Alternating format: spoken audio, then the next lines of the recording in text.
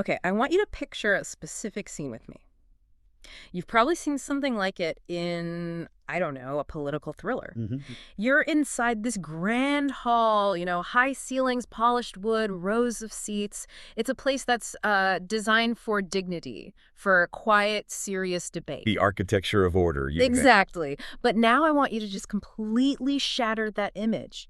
Because instead of speeches, the air is just filled with this shrieking sound of whistles. Whistles. Dozens of them just blowing nonstop. You have people standing on tables, shouting, trying to drown each other out. And then the paper starts to fly. It's a very visceral image you're painting. It is. I mean, you have elected officials, lawmakers, literally tearing up legal documents, shredding them, and throwing the pieces in the air like some kind of bizarre confetti. And I think I know where this is going. Oh, yeah. In the background, a fistfight breaks out. We're talking actual punches being thrown? It sounds like a movie script. Or, I don't know, maybe a bar brawl that somehow ended up in a government building. Right. But this isn't a movie, and it isn't a bar. This was the reality of what went down just last week in Somalia's House of the People. This was the parliament in Mogadishu. And we're not just looking at a bad day at the office here. This is a massive political standoff that has, for all intents and purposes, paralyzed the legislative process. And that's our topic for today's deep dive. We're unpacking a report called Parliament in Chaos. And, it's easy to see a headline like that and just scroll past. But our mission today is to really look at the machinery behind all that chaos. Exactly. We need to understand not just what happened, the shouting, the fighting, but why it happened. Why did a seemingly normal procedural move about the Constitution trigger a brawl, police intervention, and a full-blown constitutional crisis? So let's set the stage. The source material really centers on two main people here. The president, Hassan Sheikh Mohammed, and his ally, the Speaker of the House, Adan Madobi.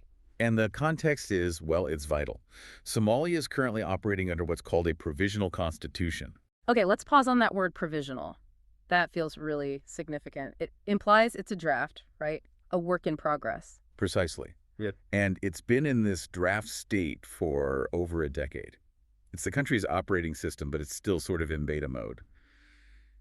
Finalizing it is one of the biggest challenges the country faces. Because it defines everything. Everything.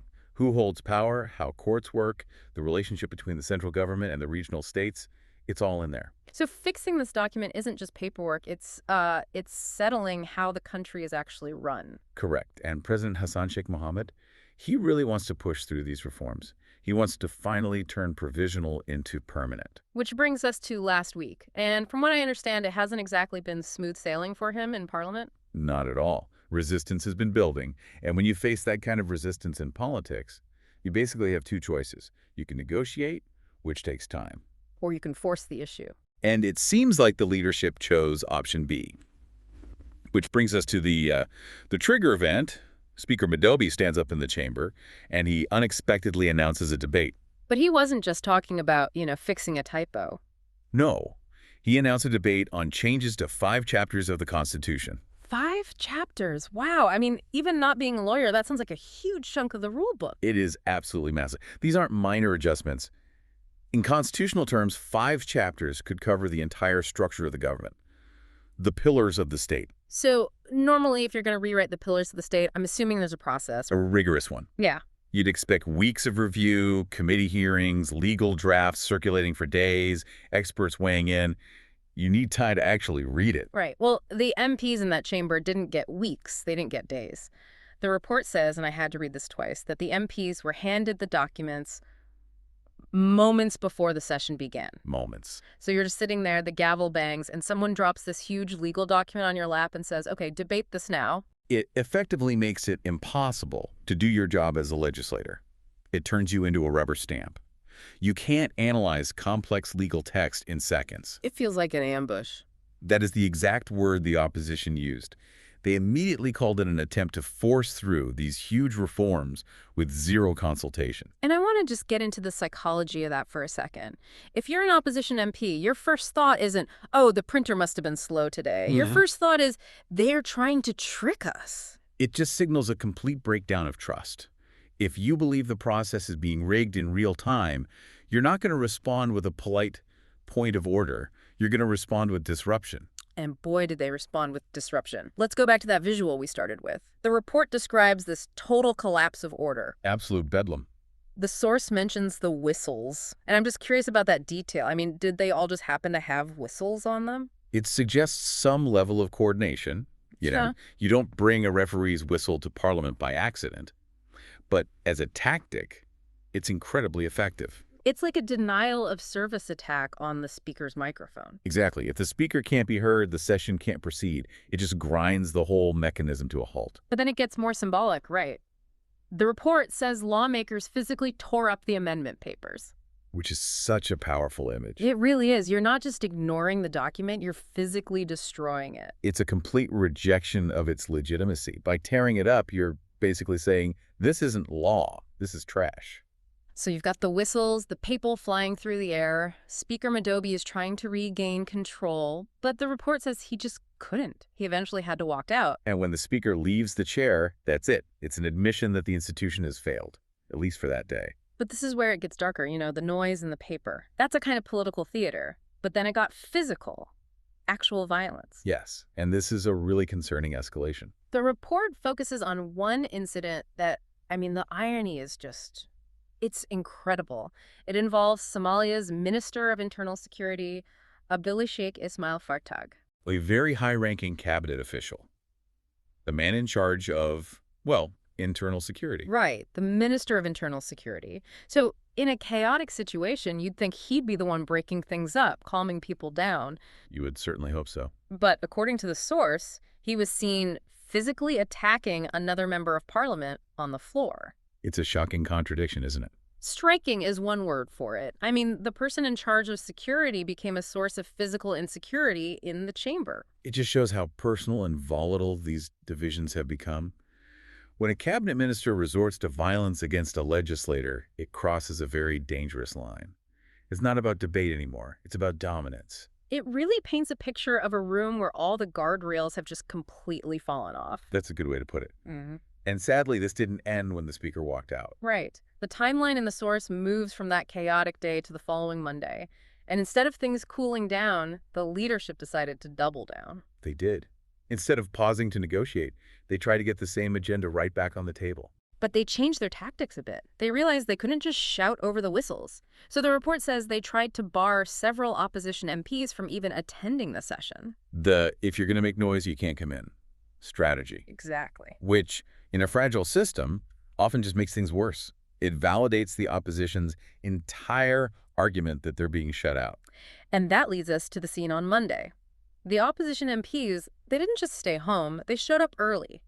And this time, the barrier wasn't just a locked door. No. This is where the conflict sort of migrates. It moves from inside the chamber to outside the building, and now it involves state security forces. The report describes clashes between the MPs and the police. Just think about the imagery there. You have elected representatives, the people who write the laws, getting into physical scuffles with police just to get into their workplace. It's a government at war with itself, visually. It is. And the report notes there were minor injuries. Once you have police putting hands on politicians, the path back to any kind of trust gets so much harder. It's moved from parliament in chaos to more of a siege. But okay, let's step back for a second. We've covered the ambush, the fight, the minister. But surely the opposition isn't just mad about the timing, right? There's more to it. You're right. The ambush was the smark, but the report outlines 3 core arguments the opposition is making. They have a real legal and political rationale here. Okay, let's break this down. What's argument number 1? The first one is technical, but it's crucial. They insist that the parliamentary session has technically already ended. So they're saying we shouldn't even be here right now. Exactly. They argue that legally, Parliament should be in recess. So in their view, any business being conducted, let alone changing the Constitution, is just null and void. That's a pretty fundamental challenge. It gives them a procedural shield to stand behind. It does. It delegitimizes the entire proceeding from the very start. Okay, so that's the legal status argument. What's the second point? The second point is about precedent. The opposition is claiming this isn't a one-off. They argue that previous amendments were also pushed through without proper consultation. So they're seeing a pattern of behavior. Yes. They believe there's a systemic problem of exclusion. So this latest ambush, to them, just confirms their worst fears. It's not an accident, it's a strategy.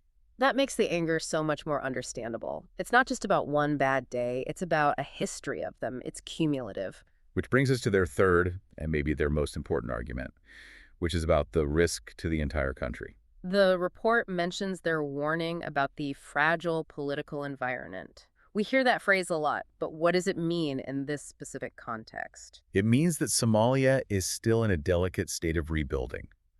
Political trust is incredibly thin.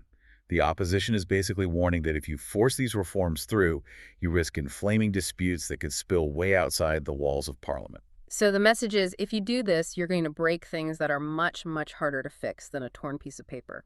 Precisely. They're arguing that the cost of passing these amendments this way is stability itself. It's a classic case of how you do something being just as important as what you're doing. I mean, even if the amendments are brilliant, and who knows, nobody got to read them, the process is toxic. That is the heart of the stalemate. You've got a paralyzed parliament, you've got these deep divisions, and you have trust just completely eroding. So let's zoom out here. We have a president trying to finalize the Constitution. Right. We have a speaker who tried to fast track it by, well, ambushing the opposition. And that led to whistles, torn documents, fistfights. Which then escalated to a cabinet minister getting physical, and finally to a police standoff outside the building itself. It's a lot, and I think for some people listening, this might feel, very distant. But why does this specific brawl in this one parliament matter in the bigger picture? It matters because it shows a universal truth about how governments work. We think of the law as this solid thing, but it's just words on paper. What gives law its power is the shared agreement to follow the process of making it.